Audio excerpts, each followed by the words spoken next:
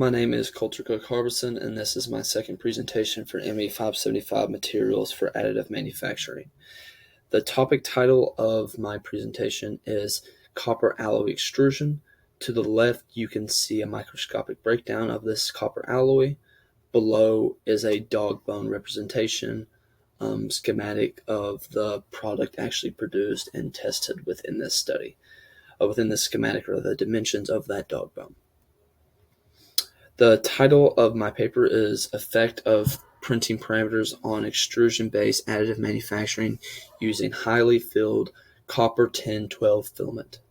Below that are the list of authors, and below that is the journal title, which is International Journal of Advanced Manufacturing Technology.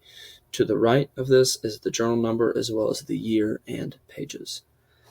So the specific scope of study is expanding the knowledge of budget 3D printing highly filled metal filaments to manufacture parts with significant mechanical properties.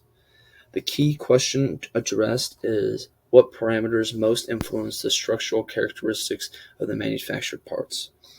Below this, you can see an image of that dog bone that I mentioned earlier. There are two blown up views, one showing with ironing and one shown without ironing. You can see the visual difference of these two. Later I will go in to discuss the actual structural difference of these. So the model used is a bronze PLA filament. This filament has 87 to 90% metal powder by weight. The density is 4.29 to 4.5 grams per centimeter cubed.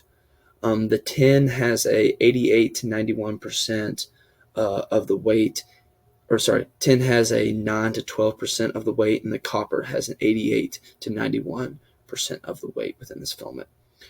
The 3D printing was done using a low-cost desktop FFF machine with a 0.6 millimeter stainless steel nozzle. This was an aftermarket nozzle added on.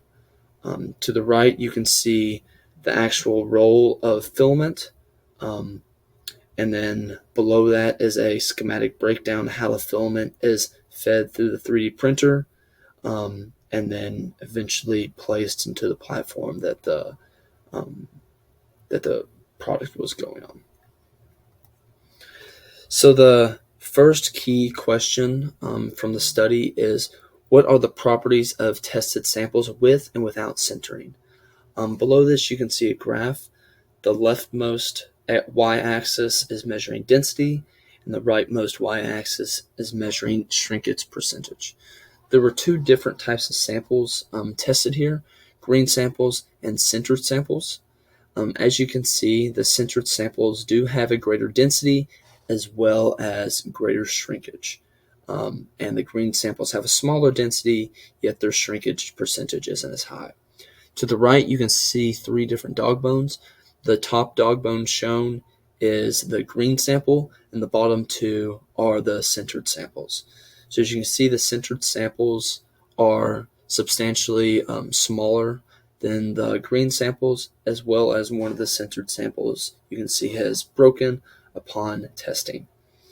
The important takeaway from this is non-sintered samples have a smaller density and lower shrinkage percentage. The second key research question examined is what type of patterning results in the greatest ultimate tensile strength. Below this, you can see a graph. On the x-axis of the leftmost graph, the 0 is represented by concentric patterning, and the 1 is represented by linear patterning. As you can see, with patterning, the one that is represented by linear patterning has a greater ultimate tensile strength. Still on the left graph, but now to the right, you can see ironing is shown. 0 is represented by no ironing, and 1 is represented by ironing. You can see that without ironing, the ultimate tensile strength is higher. So the important takeaway from this is that a linear pattern at the intermediate layers without ironing provides the greatest ultimate tensile strength. So now on to the conclusion or summary of this presentation. There are many different processes as to which to manufacture 3D parts. They each have certain effects on the products characterized.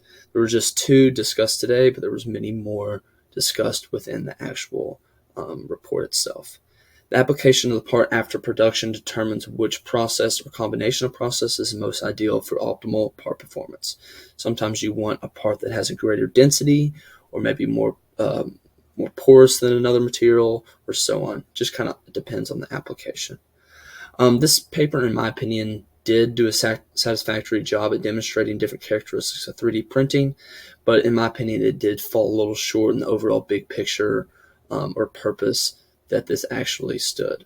I understand that they wanted to find a cost-effective way to 3D print with metal filament, but it didn't seem to have a application to the real world, or maybe was missing an example as to where this testing might come into play with a bigger project.